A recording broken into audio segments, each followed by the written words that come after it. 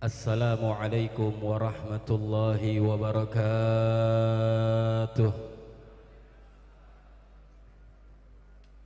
Alhamdulillah ala ni'amihil mutawatirah wa ayadihil mutakathirah wa minanihil ghamirah. Wassalatu wassalam ala sayyidina wa nabiyina Muhammad bin Abdullah sayyidi ahli dunya wal akhirah wa ala alihi wa ashabihi anjumi zahirah. Rabbi syrah li sadri kama syarahta bi sudur salihin min ibadik wa yassir li amri kama yassarta umur salihin min ibadik wahdi qalbi bima hadaita bi qulubus salihin min ibadik wasaddid lisani kama sadatta alsinatus salihin min ibadik. Amin amin ya rabbal alamin. Amma ba'du, yang sama-sama kita hormati dan kita cintai segenap para alim ulama, para guru, para tokoh, khususnya orang tua kita, Ketua Rabithah Cirebon Jawa Barat. Masya Allah, saking jarangnya saya masuk ke Cirebon.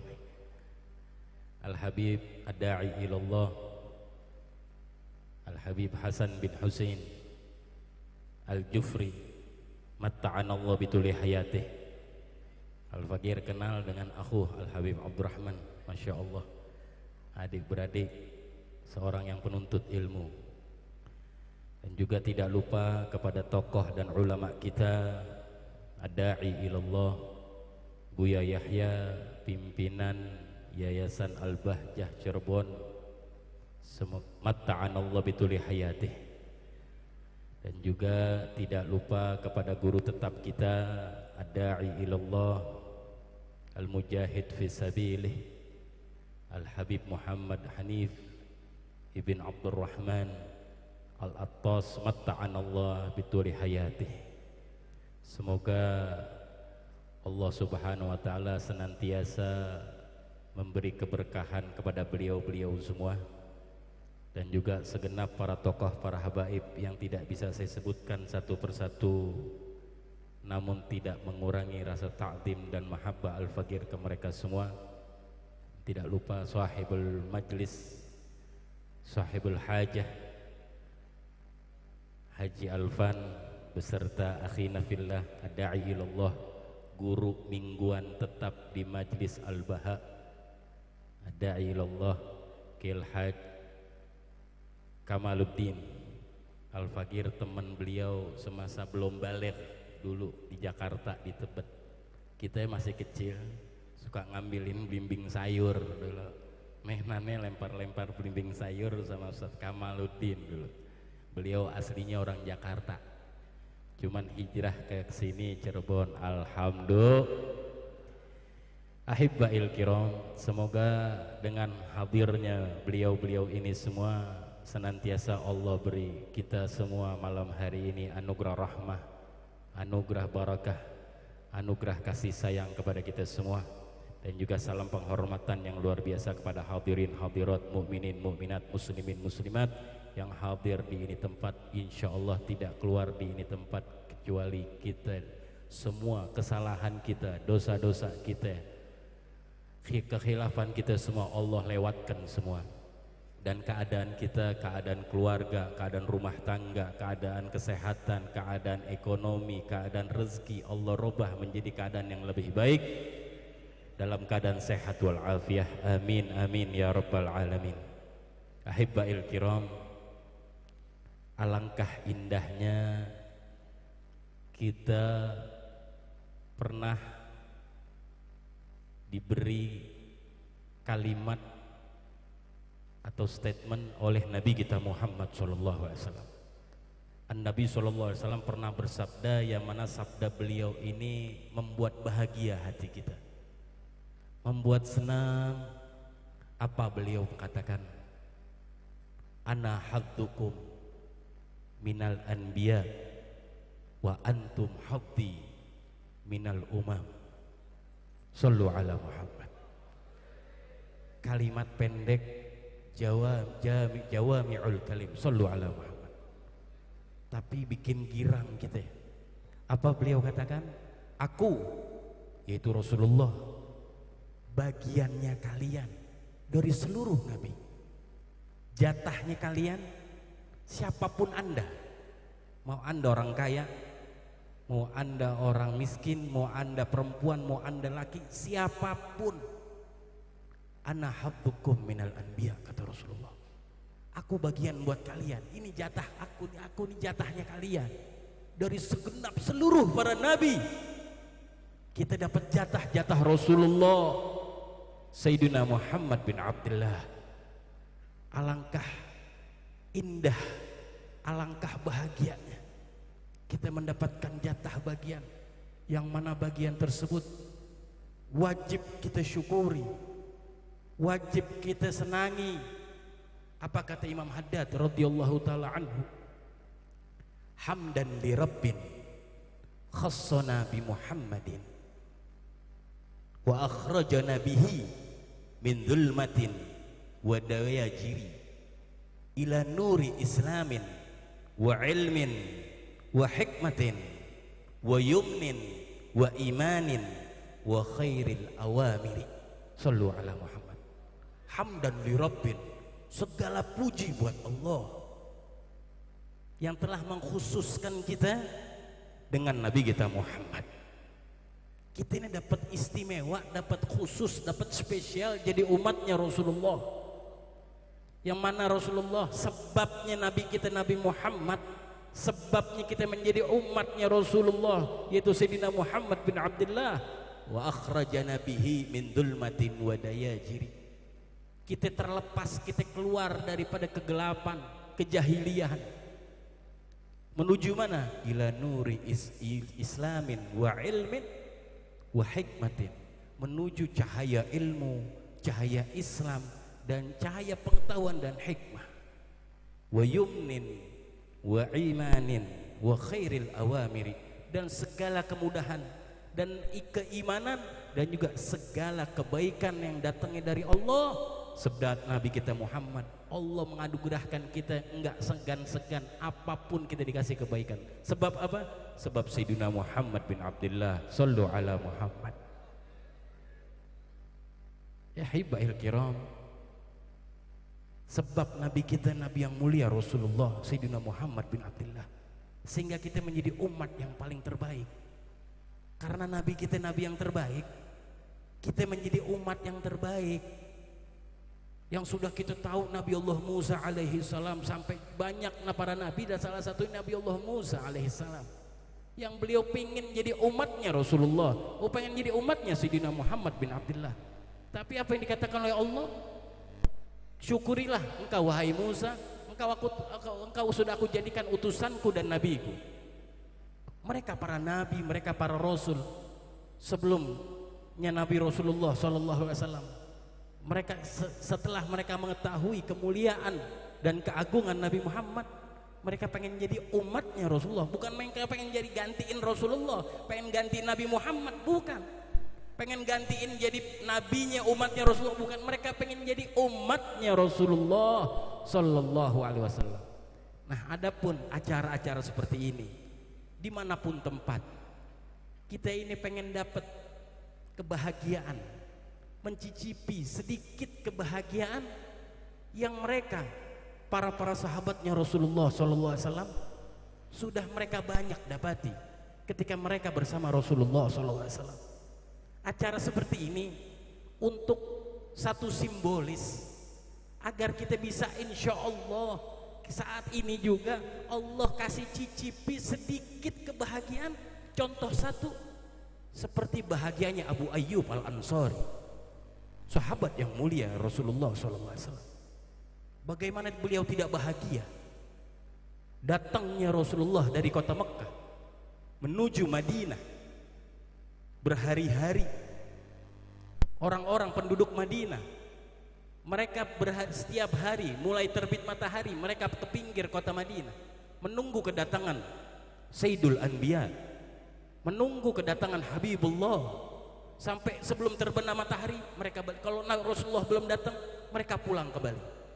Esok harinya setelah terbit matahari mereka berbondong-bondong ke pinggiran Madinah melihat dengan mata yang jauh, dengan pandangan jauh apakah Rasulullah udah datang.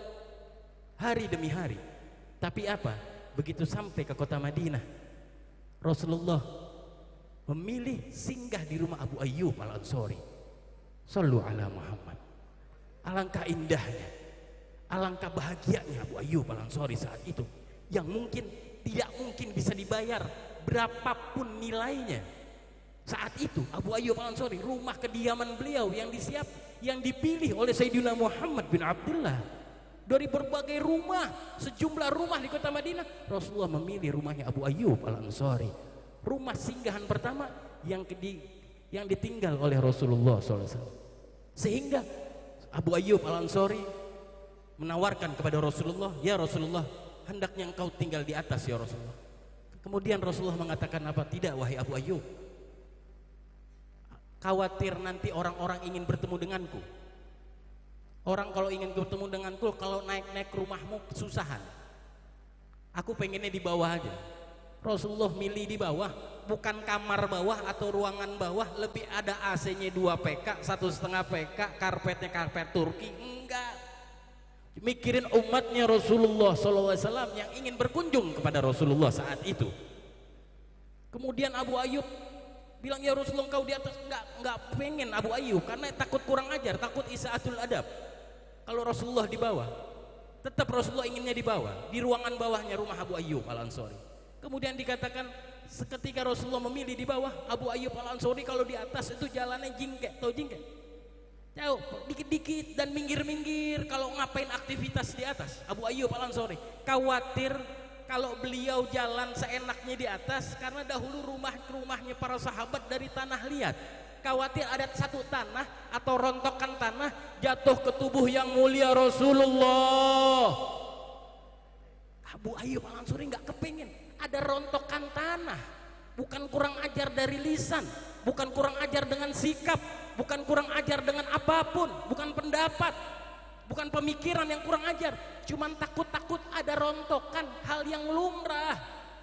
Segitunya dijaga oleh Abu Ayyub Al-Ansari radhiyallahu ta'ala anhu. Bahkan setiap hidangan Abu Ayyub Al-Ansari tidak akan makan hidangan rumahnya kecuali Rasulullah SAW makan terlebih dahulu. Berhari-hari Rasulullah SAW. Bahkan diceritakan saat di atas Abu Ayyub Al-Ansari dan Rasulullah di bawah, pernah satu ketika ketumpahan air tanahnya, lantai atas ketumpahan air. Buru-buru Abu Ayyub Al-Ansari ngambil busana, bahkan selimutnya beliau yang dipakai buat keluarganya menghangatkan badan, karena saat itu sangat udara yang sangat dingin, cuaca yang sangat dingin. Abu Ayyub nggak mikir dingin, selimut-selimutnya dibuat ngepelin buat ngeringin tanah. Kenapa? Khawatir itu air karena dari atas rontok nanti ngelembab ke bawah dan menetes ke tubuhnya Rasulullah sallallahu alaihi wasallam. Begitulah banyak lagi mereka para sahabatnya Rasulullah yang mereka benar-benar dan mereka berusaha bagaimana cinta kepada Nabi Muhammad, dan mereka berusaha bagaimana mendapatkan cintanya Rasulullah Shallallahu Alaihi Wasallam. Bukan hanya mereka cinta, mereka ingin menggapai cintanya Nabi Muhammad. Kenapa? Dengan cintanya Nabi Muhammad pasti kita akan mendapatkan cintanya Allah, dan itu sudah diusaha dan sudah dicontohkan oleh para sahabat kita. Banyak sekali kisah-kisahnya yang mereka bagaimana gigih bermujahadah, berusaha bagaimana mereka mendapatkan ridhonya Rasulullah, cintanya Rasulullah SAW, yang insya Allah pada malam hari ini Al-Baha membawa kita semua, Al-Baha mengajak kita semua. Mulai malam hari sebentar lagi akan ada guru-guru kita, mereka akan panjang insya Allah. Bagaimana malam hari ini tidak keluar kita dari Al-Baha kecuali Allah anugerahkan chemistry kita kepada Nabi kita Muhammad SAW. Insya Allah nggak langkah kita dari ini tempat, belum sampai kendaraan kita masing-masing, Allah anugerahkan, Allah ridho kepada kita, Allah cinta kepada kita, Allah sayang kepada kita. Dan yang terakhir, jangan lupa pada malam hari ini banyak saudara-saudara kita muslimin yang ada di Gaza, mereka tertimpa musibah, mereka mendapatkan keujian keamanan, mereka mendapat keujian keselamatan. Tapi kita atau orang-orang yang di luar Gaza, orang-orang yang di luar Gaza, mereka mendapatkan ujian dari Allah keimanan. Hati-hati, apapun orang yang nyinyir, yang nyibir, yang ngomong gak enak tentang pejuang-pejuang Gaza, apapun omongannya, bahasanya selembut apapun, hati-hati. Kita selagi orang yang dikasih akal oleh Allah, hati-hati, harus memilah-milah. Karena Gaza, penduduk Gaza, mereka dapat ujian dari Allah, keselamatan dan keamanan. Betul, keamanan mereka tidak nyenyak, keamanan mereka tidak enak, keselamatan mereka terganggu, nyawa mereka terganggu. Tapi di luar Gaza, kita semua diuji keimanan oleh Allah. Apakah kita saling cinta kepada saudara-saudara kita? Itu yang pertama. Yang kedua, jangan pernah mengira Allah lalai akan apa yang tertimpa orang-orang Gaza. Allah telah berfirman dan sudah dicantumkan di dalam Al-Quran, wala tahsabannallaha ghafilan amma ya'maludz zalimun innama yuakhiruhum liyaumin tashkhasu fihil absar.